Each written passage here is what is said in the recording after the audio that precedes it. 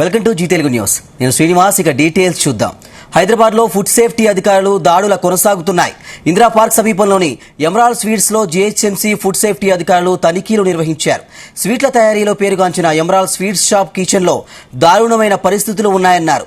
కంపు కొడుతూ దుర్గంధభరితమైన వాతావరణంలో స్వీట్లు తయారీ చేస్తున్నట్లు తెలిపారు.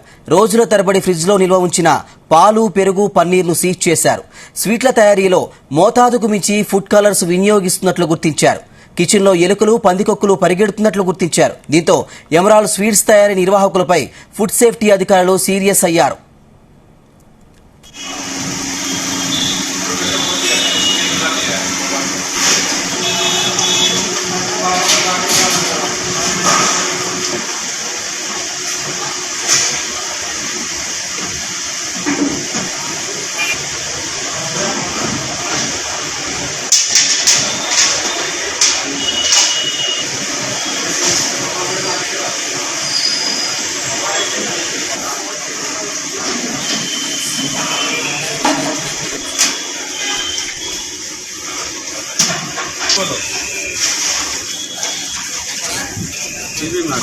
ఇక ఇదే ఇష్యూకు సంబంధించి మరిన్ని డీటెయిల్స్ మా క్రైమ్ బ్యూరో చీఫ్ రవితేజ అందిస్తారు. రవితేజ, నాణ్యత లేనటువంటి పరికరాలను ఉపయోగిస్తూ ప్రజల అనారోగ్యానికి గురి చేస్తూ ప్రజల ఆరోగ్యం పట్ల శ్రద్ధ చూపించకుండా ఈ క్వాలిటీ లేనటువంటి ఐటమ్స్ ఉపయోగిస్తూ క్లీనింగ్ లేనటువంటి కిచెన్ ని ఉపయోగిస్తూ ప్రజల ప్రాణాలకు హాని కలిగిస్తున్నటువంటి ఈ హోటళ్లు, రెస్టారెంట్లు, స్వీట్ షాప్ల పైన గత కొన్ని రోజులుగా ఫుడ్ సేఫ్టీ అధికారులు వరుసగా సోదాలు నిర్వహిస్తా ఉన్నారు. అధికారులు నిర్వహిస్తున్నటువంటి సోదాల్లో హోటల్స్ లో గానీ, బేకరీలో గానీ, స్వీట్ షాప్ లో గానీ ఎక్కడ కూడా ఈ పరిణామాలు పాటించట్లేదు, మెజర్మెంట్స్ పాటించట్లేదు. అన్ని చోట్ల కూడా కిచెన్ ని క్లీన్ గా పెట్టుకోకుండా ఈగలు వాలినటువంటి పిండిని ఉపయోగించుకోవడము, రోజుల తరబడి కుళ్ళిపోయినటువంటి చికెన్, మటన్ ని స్టోరేజ్ చేసి ఫ్రిడ్జ్ లో పెట్టడము.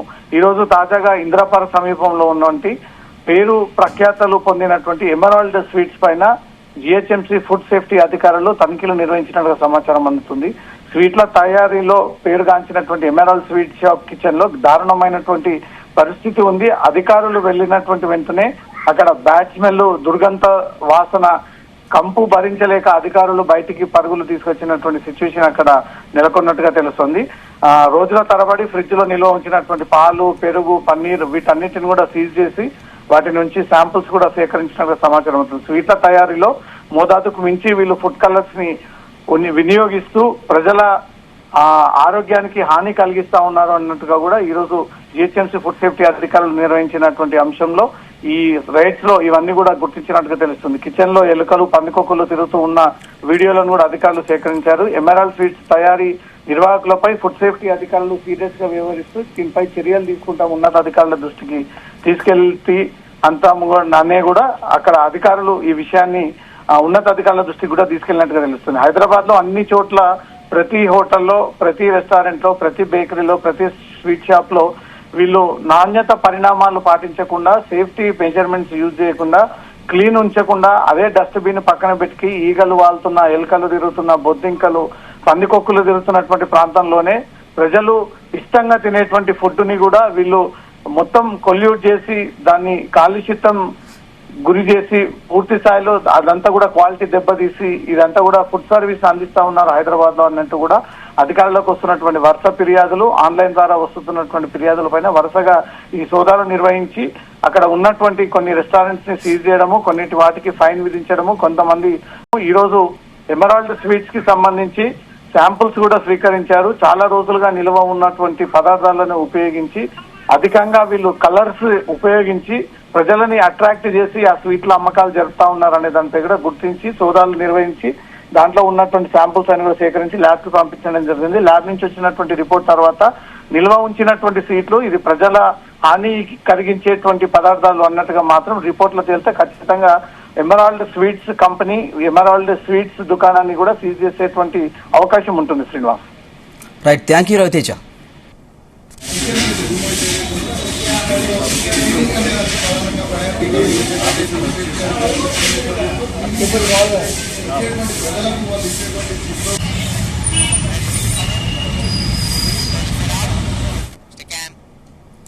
ఓయిలో రిపోర్టర్ మీద సీఐ దాడి ఘటనపై తెలంగాణ డీజీపీ జితేందర్కు ఫిర్యాదు చేశారు జర్నలిస్టులు. Zee Telugu news chief editor Bharat ఆధ్వర్యంలో జర్నలిస్టులు డీజీపీని కలిశారు. ఓయిలో రిపోర్టర్ను కాలర్ పట్టి ఈడ్చుకెళ్లిన ఘటన గురించి డీజీపీకి జర్నలిస్టులు వివరించారు. దాడి వీడియోను చూపించారు. జర్నలిస్ట్ శ్రీచరణ్ పై దాడికి పాల్పడ్డ సీఐ రాజశేఖర్ పై శాఖాపరమైన చర్యలు తీసుకోవాలని వినతిపత్రం ఇచ్చారు. దీనిపై సానుకూలంగా స్పందించిన డీజీపీ హైదరాబాద్ సిపికి సిఫారసు చేశారు. Zee Telugu news chief editor Bharat, crime రిపోర్టర్లు, TUWJ 143, TJF హైందవ జర్నలిస్టులు డీజీపీని కలిసిన వారిలో ఉన్నారు. అంతకుముందు ప్రెస్ అకాడమీ చైర్మన్ శ్రీనివాస్ రెడ్డిని జర్నలిస్టులు కలిశారు. జరిగిన ఘటనను వివరించి న్యాయం చేయాలని కోరారు.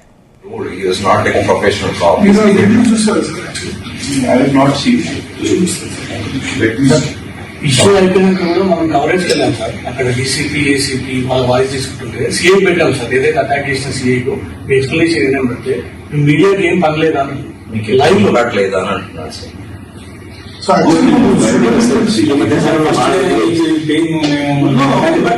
కూడా కొంచెం మీడియా డిపార్ట్మెంట్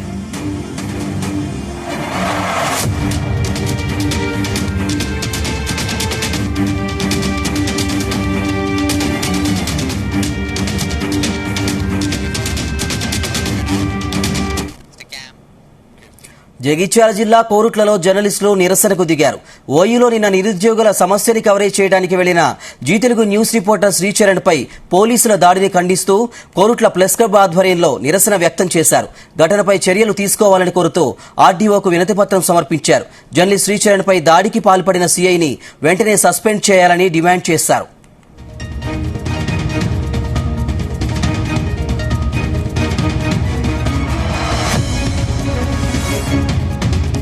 ప్రజలకు ప్రభుత్వానికి వారధిగా పనిచేస్తున్నటువంటి మీడియాను అనగదొక్కడం, మీడియా పైన దాడులు చేయడం సరైనది కాదు. ఉస్మానియా క్యాంపస్లో విద్యార్థులు నిరసన తెలుపగా ఆ న్యూస్ కవరేజ్కు వెళ్ళినటువంటి జీ న్యూస్ రిపోర్టర్ శ్రీచరణ్పై పోలీసులు ఆశావికంగా దాడి చేసి జిగ్లో ఎక్కించడం, గాయాల పాలు చేయడం సరైనది కాదని చెప్పి ఈరోజు కోరుట్ల ప్రెస్ క్లబ్ పక్షాన రెవెన్యూ డివిజన్ అధికారి ప్రభుత్వ వారికి వినతిపత్రం సమర్పించమైంది. అదేవిధంగా ఇలాంటి దాడులు చేస్తే మేము కూడా రోడ్డుపైకి ఎక్కి నిరసన కార్యక్రమాలు తెలిపాల్సిన ఉద్యోగుల ఆందోళనను వెలికితీసే క్రమంలో విధుల్లో ఉన్న జీ న్యూస్ జర్నలిస్ట్ శ్రీచరణ్ పోలీసుల దాడిలో గాయపడడం, పోలీసులు జర్నలిస్ట్ శ్రీచరణ్ను అకారణంగా గాయపరచడం విచారకరం. ఈ సంఘటనకు నిరసన వ్యక్తం చేస్తూ దీనికి బాధ్యులైన వారిపై చర్యలు తీసుకోవాలని కోరుతూ కోరుట్ల ప్రెస్ క్లబ్ నుంచి జీ న్యూస్ వాసిద్, మల్లిక్ వీళ్ళ చొరవతో ఈరోజు ఒక నిరసన కార్యక్రమం చేపట్టి ఆర్డీఓ గారికి వినతిపత్రం ఇవ్వడం జరిగింది. ఇలాంటి సంఘటనలు మరోసారి పునరావృతం కాకుండా చూసుకోవాలి. ఇక భద్రాద్రి కొత్తగూడెంలో జర్నలిస్టులు నిరసన వ్యక్తం చేశారు. ఓయూలో నిన్న నిరుద్యోగుల సమస్యని కవరేజ్ చేయడానికి వెళ్లిన Zee Telugu news reporter Sricharan పై పోలీసుల దాడిని తీవ్రంగా ఖండించారు. జర్నలిస్టులకు రక్షణ కల్పించాలని కోరుతూ కొత్తగూడెం డీఎస్పీ అబ్దుల్ రెహమాన్ కు వినతిపత్రం సమర్పించారు. విధి నిర్వహణలో ఉండే జర్నలిస్టులకు రక్షణ కల్పించాలని కోరారు.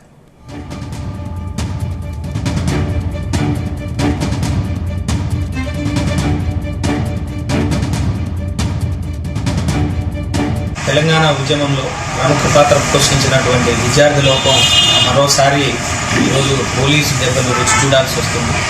ఏదైతే నిధులు నియామకాలని గతంలో ఉన్నటువంటి కేసీఆర్ ప్రభుత్వం ఏదైతే అన్యాయం చేసిందో విద్యార్థులకు, ఈరోజు డిఎస్సి విషయంలో కూడా అదే ధోరణిని నేడు ఉన్నటువంటి కాంగ్రెస్ ప్రభుత్వం కూడా అవలంబిస్తుందని మేము అభిప్రాయపడుతున్నాం. లేకుంటే ఈ జర్నలిస్టులు ఏదైతే కవరేజ్ కోసం వెళ్ళారో వాళ్ళ మీద కూడా దమనకాండ చేయడం అనేది మాత్రం ఇది గర్హించదగింది మాత్రం కాదు. కాబట్టి తప్పనిసరిగా విద్యార్థి లోకానికి ఎప్పటికప్పుడు డిఎస్సీలు కావచ్చు, గ్రూప్స్ కావచ్చు, ఇట్లాంటి ఏదైనా సరే వాళ్ళకి ఏర్పాటు చేస్తామని చెప్పి కాంగ్రెస్ ప్రభుత్వం అధికారంలోకి వచ్చింది. ఏదైతే హామీలు ఇచ్చిందో వాటికి సంబంధించి హామీలను నెరవేర్చాల్సిన అవసరం తప్పనిసరిగా ఈ ప్రభుత్వంపై ఉంది. కాబట్టి ఇప్పటికైనా సరే అటువంటి విషయాలను కవరేజ్ కోసం వెళ్ళిన జర్నలిస్టులపై పోలీసు దాడుల్ని మా యూనియన్ తరఫున ఖండించడం జరుగుతుంది. రానున్న రోజుల్లో జర్నలిస్టుల లోకమంతా కలిసి ప్రభుత్వానికి వ్యతిరేకంగా పోరాటం చేసే అవకాశాన్ని రాకుండా ఈ ప్రభుత్వం సరైన చర్యలు తీసుకొని డిఎస్సి సభ్యుల ఆవేదనను అర్థం చేసుకొని వారికి కావాల్సిన వాళ్ళ కోరికలను తీర్చాలని డిమాండ్ చేస్తాం. డిఎస్సి విద్యార్థుల ఆందోళనను కవర్ చేసేందుకు వెళ్ళినటువంటి జీ తెలుగు రిపోర్టర్పై పోలీసుల దమనకాండను మేము మా యూనియన్ తరఫున తప్పనిసరిగా ఖండిస్తున్నాము. ఇటువంటి పరిస్థితులు పునరావృతం కాకుండా జర్నలిస్టులను అటు విద్యార్థులను అందరికీ కూడా కోఆపరేటివ్గా ఉంటూ ప్రభుత్వం ముందుకు సాగాలని కోరుకుంటూ గ్రేటర్ హైదరాబాద్ లో బీఆర్ఎస్ కు వరుస షాకులు తగులుతున్నాయి. Rajendranagar BRS MLA Prakash Goud car దిగి శుక్రవారం కాంగ్రెస్ లో చేరనున్నారు. ప్రకాష్ గౌడ్ తో పాటు మరో 2 మున్సిపల్ చైర్మన్లు కూడా కాంగ్రెస్ కండువా కప్పుకోనున్నారు. ప్రకాష్ గౌడ్ చేరికతో కాంగ్రెస్ లోకి వెళ్లిన బీఆర్ఎస్ ఎమ్మెల్యేల సంఖ్య 8కి చేరింది. మొన్న గద్వాల ఎమ్మెల్యే బండ్ల కృష్ణమోహన్ రెడ్డి కాంగ్రెస్ పార్టీలో చేరారు. మరిన్ని చేరికలు ఉంటాయని కాంగ్రెస్ నేతలు చెబుతున్నారు.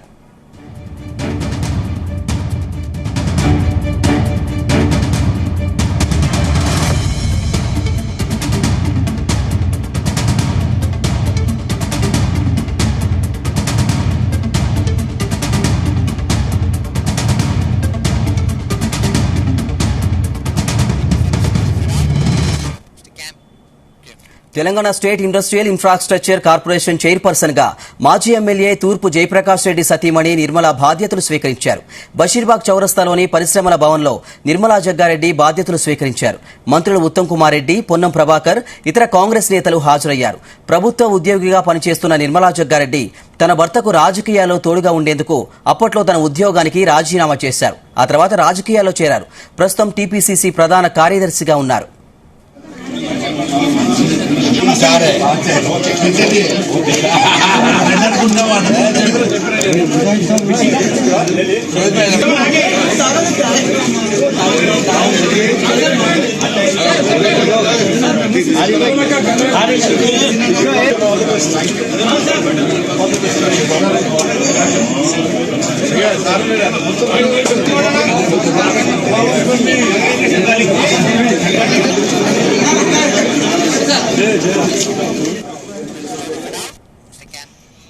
సంగారెడ్డి జిల్లా అమీన్పూర్లోని వివాదాస్పద భూముల్లో ప్లాట్ల ఓనర్లు ధర్నా చేశారు.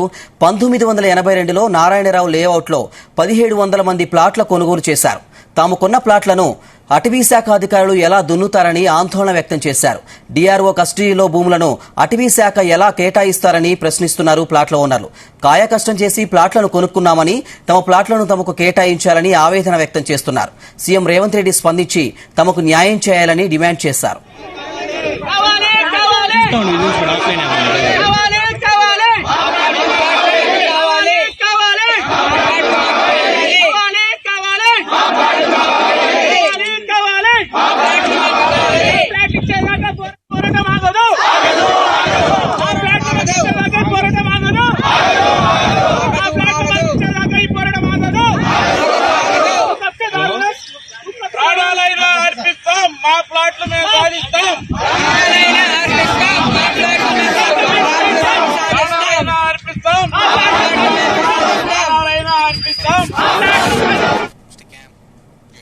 మిస్టర్ తెలంగాణ టైటిల్ విన్నర్ ప్రముఖ body builder Mohammed Sohail road ప్రమాదంలో దుర్మరణం పాలయ్యారు. బైక్పై వేగంగా దూసుకెళ్తూ అదుపు తప్పి ఆటోను ఢీకొట్టాడు. దీంతో తీవ్ర గాయాలైన సోహైల్ను స్థానికులు హుటాహుటిన ఆసుపత్రికి తరలించారు. చికిత్స పొందుతూ సోహైల్ చనిపోయాడని వైద్యులు ప్రకటించారు. బాడీ బిల్డర్గా పలు ఛాంపియన్షిప్లు గెలుచుకున్న సోహైల్ వయసు 23 ఏళ్లు మాత్రమే.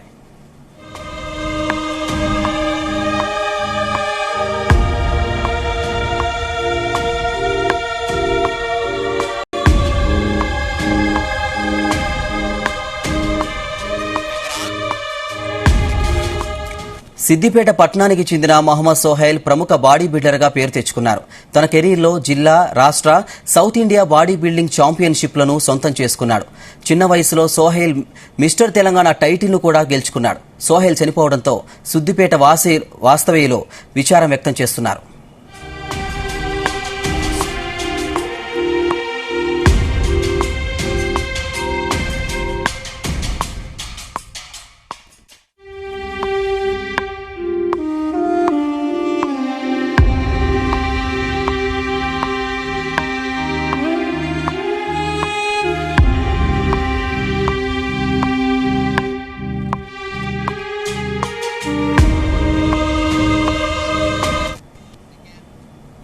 కర్నూలు జిల్లా ఎమ్మిగనూరులో విద్యార్థులు రోడ్డెక్కారు. నంద్యాల జిల్లా మచ్చుమరి పోలీస్ స్టేషన్ పరిధిలో 8 ఏళ్ల బాలికపై అత్యాచారం చేసిన నిందితులను కఠినంగా శిక్షించాలని డిమాండ్ చేశారు. ఈ సందర్భంగా విద్యార్థులు భారీ ర్యాలీ నిర్వహించారు.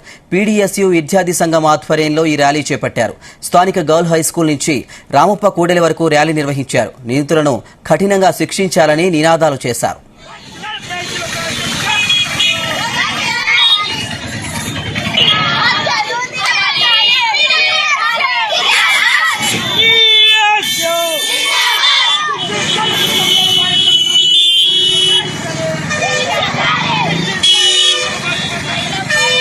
కొట్టుకోరు నియోజకవర్గం ముచ్చుమరి అనే గ్రామంలో 8 సంవత్సరాల వాసంతని బాలికను అత్యాచారం చేసి హత్య చేసినటువంటి నిందితులను కఠినంగా శిక్షించాలని డిమాండ్ చేస్తూ ఎమ్మిగనూరు పీడీఎస్సీ విద్యాసంఘం ఆధ్వర్యంలో నర్సరీ స్కూల్ నుండి బాలికల పాఠశాల నుండి స్వామి సర్కిల్ వరకు ర్యాలీ నిర్వహించి ఈరోజు ఇక్కడ కార్యక్రమం చేపట్టడం జరిగింది. ఈరోజు ఒకటే డిమాండ్ చేస్తున్నాం, రాష్ట్రంలో ఈ దేశంలో మహిళలపై ఎన్నో అత్యాచార లైంగిక దాడులు జరుగుతున్నా కూడా ఈ చట్టాలు ఎటువంటి ఉపయోగపడని పరిస్థితి కనబడుతోంది. కాబట్టి తక్షణమే ఈ అత్యాచారం చేసినటువంటి నిందితులను కఠినంగా శిక్షించాలని పీడీఎస్సీ విద్యాసంఘంగా డిమాండ్ చేస్తున్నాం. వనరులు పుష్కలంగా ఉన్న సత్యసాయి జిల్లాను అభివృద్ధి చేసేందుకు సమిష్టిగా ముందుకెళ్తామని మంత్రులు సత్యకుమార్, సవితమ్మ పేర్కొన్నారు. నూతనంగా ప్రభుత్వం ఏర్పడిన తర్వాత తొలిసారి జిల్లా స్థాయి సమీక్షా సమావేశం పుట్టపర్తి సాయి ఆరామంలో జరిగింది. మంత్రులు కీలక అంశాల గురించి అధికారులతో సమీక్షించారు. సత్యసాయి జిల్లాలో వనరులు పుష్కలంగా ఉన్నాయని, అన్నింటినీ సద్వినియోగం చేసుకుని ప్రభుత్వం అందించే సంక్షేమ పథకాలతో పాటు అభివృద్ధిలో జిల్లాను ముందుకు తీసుకెళ్తామని మంత్రి సత్యకుమార్ తెలిపారు. ప్రజలకు సుపరిపాలన అందించడంలో అహర్నిశలు కృషి చేయడానికి తాము సిద్ధంగా ఉన్నామని, అధికారులు కూడా సహకరించాలని పిలుపునిచ్చారు.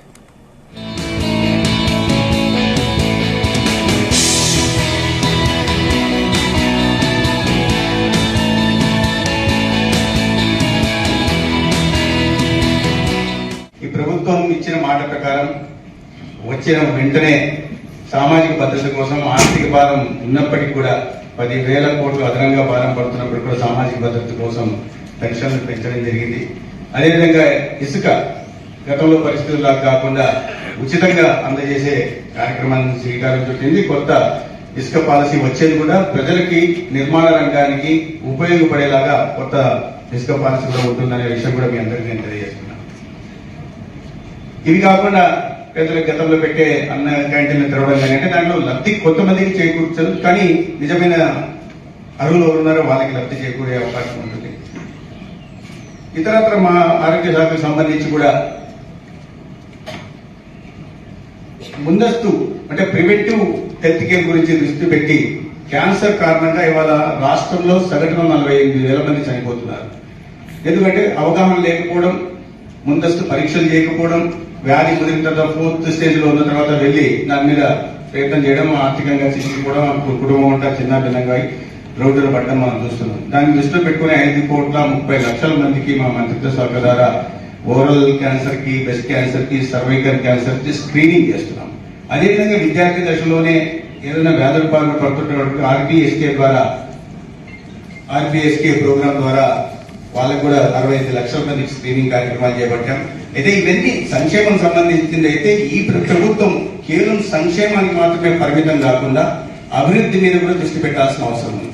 ఎందుకంటే మనం సంపద సృష్టి గురించి మాట్లాడుతున్నాం. సంపద సృష్టి చేయాలంటే అభివృద్ధి మీద దృష్టి పెట్టాలా, మౌలిక సదుపాయాల కల్పన మీద దృష్టి పెట్టాలా, తద్వారా కనెక్టివిటీ పెంచాలా. గతం ఏం జరిగింది అనేది పక్కన పెట్టండి. 5 సంవత్సరాల్లో ఈ రాష్ట్ర పరిస్థితి ఏంటో మీరందరికీ తెలుసు. అందరి బాధ్యత కూడా పెరిగింది. మాకు చంద్రబాబు నాయుడు గారు, పవన్ కళ్యాణ్ గారు, పురంధేశ్వరి గారు మీటింగ్ పెట్టినప్పుడు ఒకటే చెప్పారు, మన మీద ఎన్డీఏ కూటమి మీద అందరూ చాలా హౌస్ పెట్టుకొని ఈ రాష్ట్రాన్ని దిశ ఒక మంచి మార్గంలో తీసుకెళ్లేది ఎన్డీఏ కూటమి అవుతానే అయితే అది మన నారా చంద్రబాబు నాయుడు గారు అయితే ఈ రాష్ట్రానికి పూర్వ వైభవం, ఒక రాజధాని ఉంటుంది, ఒక పోలవరం పూర్తి చేస్తుంది, పిల్లలకు ఉద్యోగ అవకాశాలు వస్తాయి, రాష్ట్రం రైతాంగం బాగుంటుంది, అన్ని రంగాలు బాగుంటాయని నమ్మకంతోనే ప్రజలు ఈరోజు ఎన్డీఏ కూటమికి అధికారం ఇచ్చారు. ఆడుకున్నారు, ఒక పక్క మీతో కూడా ఆడుకున్నారు. కాబట్టి ఈ రోజు వచ్చిన అవకాశం మన అందరి బాధ్యతగా తీసుకోవాలని కూడా నేను కోరుకుంటున్నాను. ఒక ఎంప్లాయీసే కాదు, ప్రతి ఒక్క ఆంధ్రప్రదేశ్ ప్రతి ఒక్క పౌరులు ఈ రోజు మన రాష్ట్రాన్ని మనం అభివృద్ధి బాటలో తీసుకెళ్ళాలి. మన పిల్లలకు పల్నాడు జిల్లా చిలకలూరుపేట రైతు బజార్లో రేషన్ కందిపప్పు పంపిణీ కౌంటర్ను ప్రారంభించారు. ఈ కౌంటర్ను జిల్లా కలెక్టర్ అరుణ్ బాబు, స్థానిక ఎమ్మెల్యే ప్రతిపాటి పుల్లారావు ప్రారంభించారు. కూటమి ప్రభుత్వం నిత్యావసర సరుకుల ధరలను నియంత్రించి పేదవాడికి అందుబాటులోకి తీసుకొస్తుందన్నారు. ఇచ్చిన హామీ మేరకు నేడు ధరలను మొదటి దశ తగ్గించి మాట నిలబెట్టుకున్నామన్నారు. దశలవారీగా నిత్యావసర సరుకుల ధరలను నియంత్రించే కార్యక్రమంలో భాగంగా టీడీపీ ప్రభుత్వం మొదటి దశగా ఈ తగ్గింపు చేపట్టిందన్నారు ప్రతిపాటి.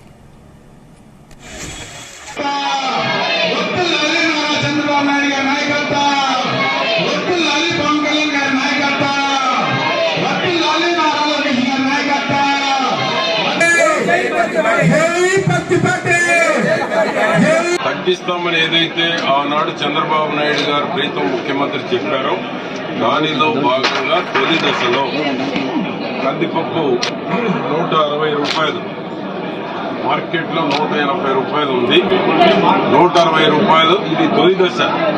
దశల వారీగా తగ్గించేటువంటి ప్రయత్నం చంద్రబాబు గారి కూటమి ప్రభుత్వం నిర్ణయం తీసుకుంది. ఎవరైతే దీనికి సంబంధించిన మిల్లర్స్ కావచ్చు, వ్యాపారులు కావచ్చు ఉన్నారో వారందరితో కూడా ధరలు నియంత్రించేటువంటి దానికి ఒక సమావేశాన్ని కూడా ఏర్పాటు చేయడం జరిగింది.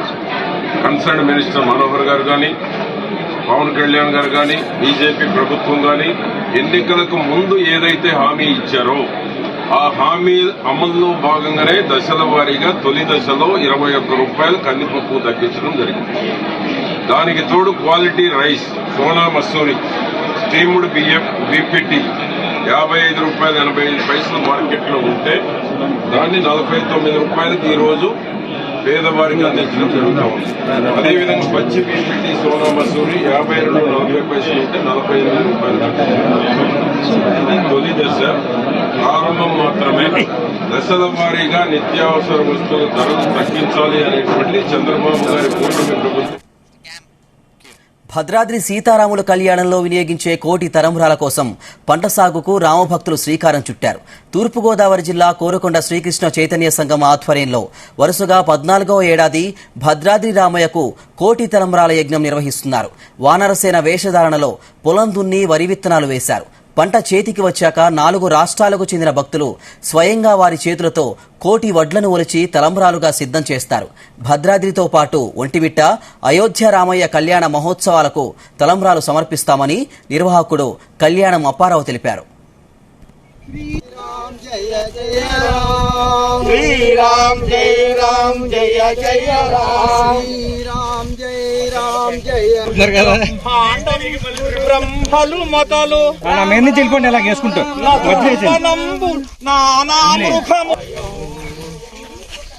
అండాండములు పిండాండములు బ్రహ్మాండములు మొదలు ఆటలు కోసి రాముల వారి యొక్క గోటితో తలంబరాలు ఒలిసి భద్రాచలం ఒంటిమిట్ట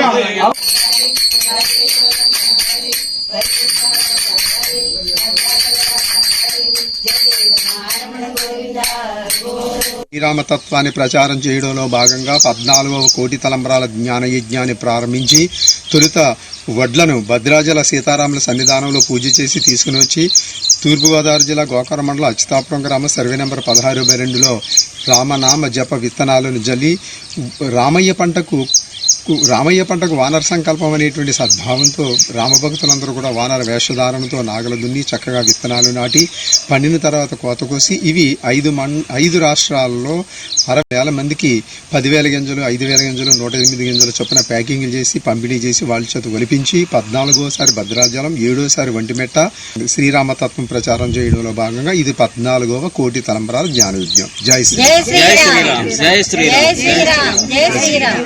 సర్వగుణ సంపన్న ప్రభాత దివ్యమైన రామనామం ఎంతో మధురం. ఈనాడు కోరుకొండ మండలం అచ్యుతాపురం గ్రామంలో మరి చక్కగా గోటితో వెలిచిన తలంబ్రాలను వారి యొక్క పొలంలో మన కృష్ణ సంఘం అప్పారావు గారు సంఘం ద్వారా చైతన్య కృష్ణ సంఘం వారి యొక్క ఆధ్వర్యంలో వారి పంట పొలంలో ప్రతి సంవత్సరం కూడా మరి దుక్కి దున్ని ఆనాడు అయోధ్యలో వానరులు, ఆ జాంబవంతుడు వారందరూ కూడా చక్కగా దుక్కు తిని పంటలు పండించి రాముల వారికి సమర్పించేవారు. అదే విధముగా ఈనాడు అచ్యుతాపురం గ్రామంలో మరి చక్కగా వారి పొలంలో మన కృష్ణ సంఘం చైతన్య సంఘం అప్పారావు గారు, కళ్యాణ అప్పారావు గారి పొలంలో చక్కగా దుక్కి దున్ని మరి విత్తనాలు వేసి మరి అలాగే చక్కగా కోతలు కోసి వరి ధాన్యాన్ని తీసుకుని ఆ యొక్క ధాన్యం అంతా కూడా ఆ యొక్క భక్తులకు ఇచ్చి గోటితో ఒలిసి వారు ఒక రామనామ సంకీర్తనతో 3 నెలలు కూడా రామ శబ్దంతో ఆ తలంబ్రాల నుంచి భద్రాచలం రాముల వారికి సమర్పించడం జరుగుతుంది. తెలంగాణకు భారీ వర్ష సూచన చేసింది హైదరాబాద్ వాతావరణ శాఖ. ఇవాళ రాష్ట్రంలోని పలు జిల్లాల్లో వర్షాలు కురుస్తాయని తెలిపింది. నైరుతి రుతుపవనాలు బలపడటం, బంగాళాఖాతంలో ఏర్పడిన ద్రోణి ప్రభావంతో రాష్ట్రాలు వర్షం పడే ఛాన్స్ ఉందని చెప్పారు. ప్రస్తుతం పశ్చిమ మధ్య బంగాళాఖాతంలో దక్షిణ ఏపీ తీరం వెంబడి ఉపరితల ఆవర్తనం ఏర్పడిందని చెప్పారు.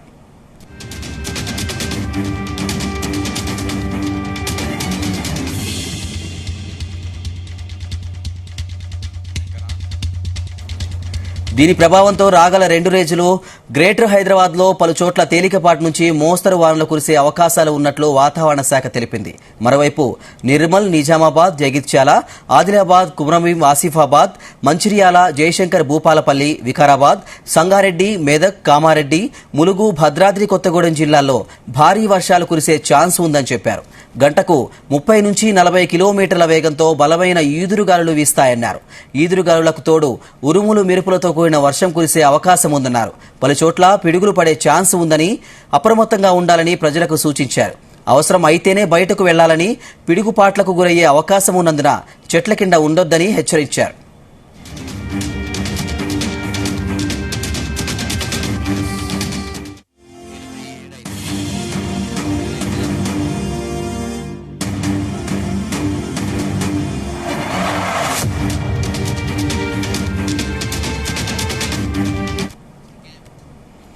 ఇవి bulletin updates. Keep watching Zee Telugu news. నిజం నిక్కచ్చిగా.